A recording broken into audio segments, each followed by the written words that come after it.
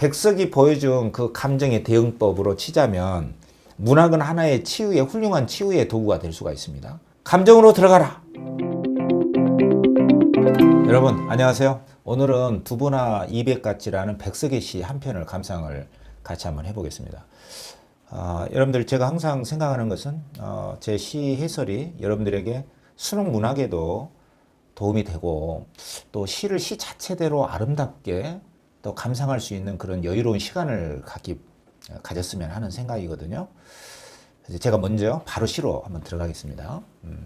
시도 보고 문제도 푸는데 우리가 백석의 시가 가진 그 아름다움이라든가 우리 삶에 주는 어떤 풍성한 의미들에 대해서도 이런 시를 통해서 같이 생각을 했으면 좋겠습니다. 자, 시 바로 들어갈게요. 시는 이렇습니다. 백석이 중국에 갔을 때 그 외로움의 처지에서 그 경험을 쓴 거거든요. 그래서 오늘은 정월 보름이다. 시간적 배경이 나오죠. 명절인데 나는 고향을 떠나서 남의 나라 객고를 겪어요. 나그네가 지니는 고통입니다. 한마디로 쓸쓸함이 되겠죠. 그러한 신세로다. 그러니까 처음에 구절은 타국에서 고향 명절을 맞이하는 시인의 그 외로움이 바로 직설적으로 드러나 있어요. 시가 되느냐 아니면은 낙서가 되느냐의 차이는 이러한 쓸쓸함을 다루는 방식에 있습니다. 두부는 백석은 중국에 와 있으면서 쓸쓸함을 느끼면서 중국의 위대한 시인을 생각해요. 두부나 이백 같은 이 나라의 시인들도 아마 나같이 이 타향에 와서 명절을 그 사람들도 맞이했을 거야. 이런 생각을 합니다. 이 순간 시가 되는 순간이에요. 만약에 나의 외로움 죽고 싶어.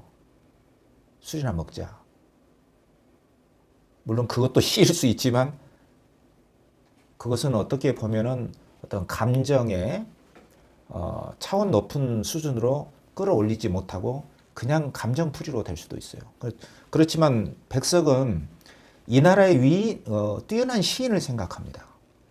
그래서 감정의 연대감을 느끼게 돼요.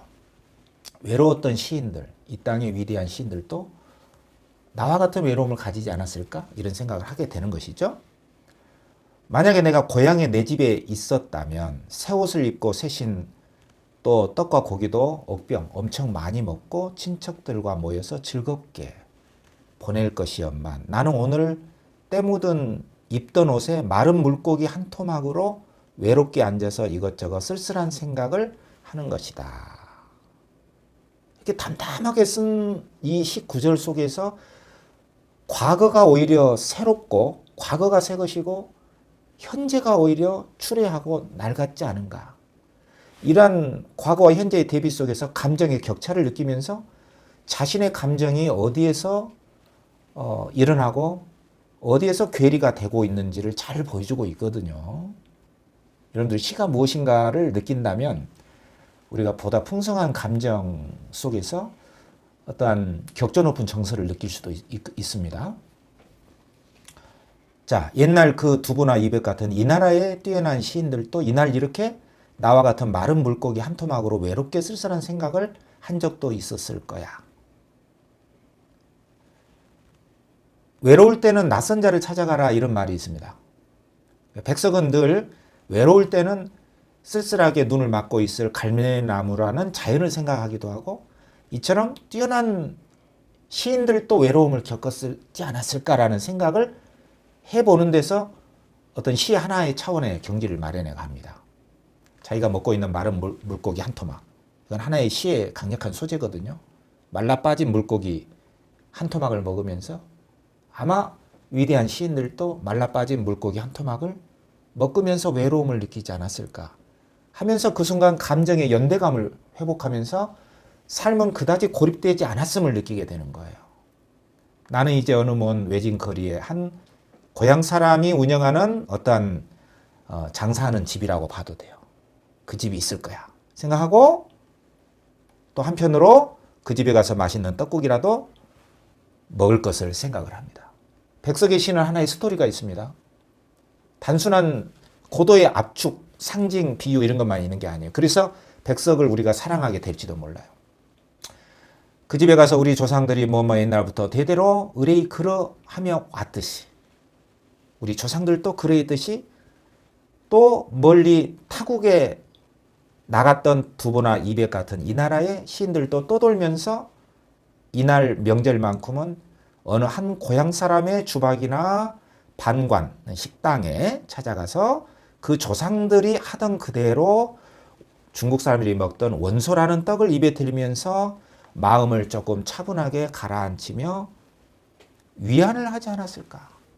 그 순간 화자는 위대한 시인들과 같은 동일한 레벨로 올라간 느낌을 가지면서 이 외로움이 거지 같은 감정, 버려야 될 쓰레기 같은 감정이 아니라 하나의 위대한 감정으로 올라가는 순간을 맞이하게 되는 것입니다. 그들도 그러했듯이 또 조상들도 그러했듯이 우리는 하나의 외로운 감정으로 엮여 있다. 외로움은 고립된 감정이 아닙니다. 그러면서 이 두보나 이백 같은 마음이 맑은 시인들은 먼 훗날 후 자손들도 그들의 본을 따서 명절날에는 원소를 아마 나중에 먹을 거야. 외로운 타향에 가서도 이 원소를 먹을 것을 생각하며 그들이 아득하게 슬펐을 것을 이런 생각을 하게 됩니다. 그래서 두보나 이백이 마음이 맑았다는 이야기는 그네들이 가졌던 외로움을 정말 거지 같은 감정으로 치부하지 않고 먼 조상들도 후손들도 아마 나와 같은 외로운 마음을 가지면서 이런 떡을 먹지 않았을까라는 감정의 보편적인 연대감을 가졌기 때문에 그러한 연대감을 가지면서 마음을 맑힐 줄 알았기 때문에 마음이 맑은 예시인들이 되는 것이에요. 외로움은 결코 구차하고 누추한 정서가 아니다. 그런 생각을 하면서 나도 떡국을 놓고 아득하니 슬플 것이로다. 나도 슬픔을 갖는다. 이 순간 슬픔과 외로움은 정말 휴지 조각이 아니라 고립된 삶이 아니라 맑은 외로움이 됩니다. 자, 시 끝납니다. 영탄하면서 오늘은 대보름 명절인데 중국의 거리에는 딱총 소리가 오도도독 터지고 호군 같은 중국의 현악기 소리 높고 내 쓸쓸한 마음엔 자꾸 이 나라 예시인들의 두보나 이백 같은 그들의 쓸쓸한 마음이 생각이 나죠. 그 쓸쓸한 마음은 나의 쓸쓸한 마음은 아마 나만의 것이 아니라 그 위대한 시의 성인들 두보나 이백 같은 사람들의 마음 아닐까. 어쨌거나 이것은 예투, 다시 말하면 옛날 그 시인들, 시의 위대한 명인들이 느꼈던 쓸쓸한 마음이 아닌가 라고 시가 끝나요. 자기의 외로움은 위대한 시인들의 격조 높은 외로움이 되는 순간입니다. 자, 여러분, 그 백석에 대한 여러 가지 설명이 시 중에 널브러져 있습니다. 그리고 백석에 대한 삶에 대한 고증은 아직 명확하지 않습니다. 북에서 나서 북으로 간 월북 작가고 사상적으로 사회주의자로 찍혔기 때문에 어쩌면 우리 남쪽에서는 버림받은 작가로 이렇게 소환된 지가 오래되지 않았거든요. 그래서 제가 볼 때 백석, 그는 이 시로 볼 때 정말 떠돌았던 삶의 주인공입니다. 그렇지만 그가 가진 백석을 정의 내릴 때 저는 이런 말이 생각이 나요. 외로움의 전문가다. 하지만 그 전문가가 될 수 있었던 이유는 그 외로움과 쓸쓸함을 오히려 자산으로 삼아서 삶의 구원으로까지 승화시켜간 시인 아닌가. 이런 정의를 내리고 싶거든요. 이 책에 있는 건 아닙니다. 물론 객관적으로 보자면 백석은 1912년에 평안도에서 태어나서 그 죽음 연대를 알 수가 없어요. 뭐 93년에 죽었다고도 하고 알 수가 없습니다. 그 자신 김소호를 굉장히 사랑했고 윤동주나 안도현 같은 지금의 그 위대한 시인들도 백석을 선망했던 작가거든요. 북한에서 나서 사회주의 사상으로, 그러나 그 작품은 너무나 서정적인 시인으로 알려져 있어요. 객관적인 백석은 이래요. 그리고 그가 썼던 위대한 시인들 수능에도 나왔거든. 고향이라는 시, 또 8원, 여승, 남신의 주동, 박시봉, 막 이런 흰바람백이 있어. 숱한 시들을 남긴, 아마 우리 현대 작가들 또 우리 교사, 강사, 우리 한국인들이 애송하는 몇 안 되는 시인 중에 하나입니다. 김소월, 윤동주, 백석. 그러나 북으로 간 시인이라는 이유로 버림받았던 작가인데 오늘날 너무 많이 애송하고 있어요. 저는 백석의 시를 보면서요, 이런 말이 생각이 났어요. 그 땅에서 쓰러진 자, 땅을 짚고 일어나. 이건 성가의 말입니다. 예. 정말 우리가 쓰러질 때가 많잖아요. 근데 우리를 쓰러뜨리는 것은 어쩌면 외적인 환경에 의해서 우리가 어떤 외부적인 적이 우리를 와서 찌르고 쓰러뜨리고 이런기보다는 우리 내면에서 일어난 감정과 생각 때문에 우리는 많이 하루에도 몇 번씩 쓰러지는 경우가 많이 있습니다. 그러나 중요한 것은 그 감정과 우리 내부에서 일어나는 감정과 그 생각으로 인해서 우리는 다시 일어날 수밖에 없다는 사실이에요. 너무나 유명한 말이에요. 나를 찾으려면 낯선 자를 찾아야 된다. 그 낯선 자라는 게 백석에 있어서는 만나야 될 사람인데, 갈매나무라든가 남신의 주동, 박시봉방에 나오는 또 두보나 이백 같은 사람들을 만나면서 생각하면서 구체적인 구원의 대상들을 찾으면서 삶의 구원에 이르는 방식을 백석은 보여줍니다.